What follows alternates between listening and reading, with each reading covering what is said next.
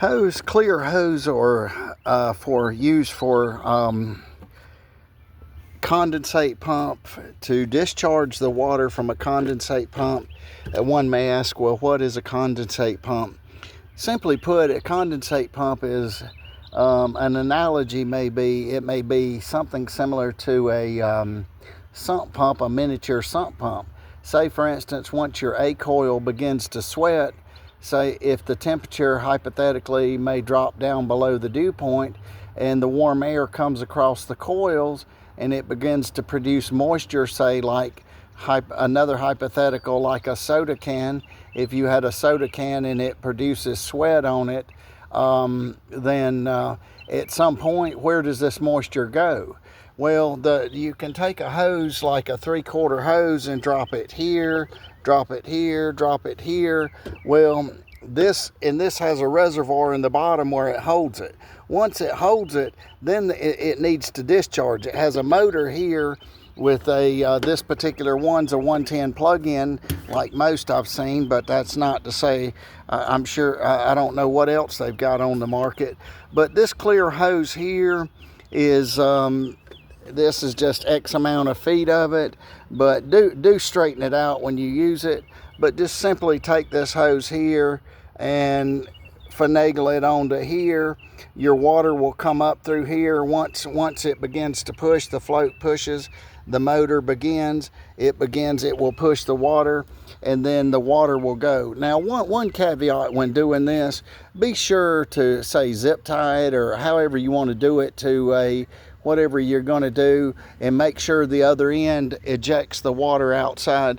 But don't get the pipe too hard where it crimps it off, because if you crimp it off, then the water's not going to go. The water needs to come out, it needs to flow up, and once it flows up, then it needs to go out, and you should see it dripping whenever or moisture coming out whenever the condensate pump activates. So it's real simple. Again, we'll rehash how it works. Say, for instance, you had a 3/4 inch pipe here, comes off of your A coil. Okay, we stick the other end, the flat end, in here or here or here, and then what happens? This water level begins to rise. Once the water level begins to rise, it pushes a float, I think, upwards. Once it does, it activates the motor. Then the motor tells it to pump it. So then it begins to pump, and the water begins to pump out of here.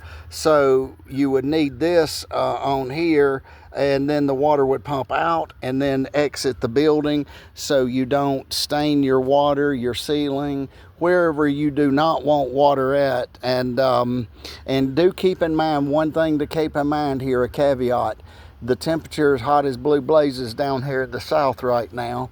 And but the more you run your air conditioner, the more moisture you may start to pull off. So during peak times when it's hot like it is now, your air conditioning may produce sweat, so this thing may fill up faster. So just check it. If this thing's a couple, 2 or 3 years old, you may want to have your HVAC guy to change it out and put a new one in, just to make sure, to be on the safe side. But if it's fairly new, it's hard to say if it'd be okay, but just have it checked out. And it's real easy to check out. You just come on the other end of this pipe, which should protrude out of the house. It may be in a sleeve in a piece of 3/4 PVC pipe, and when it comes on, if you see water dripping, it does. Every so often I'll take and pull it loose and blow out and physically blow it out to make sure the pipe is clean.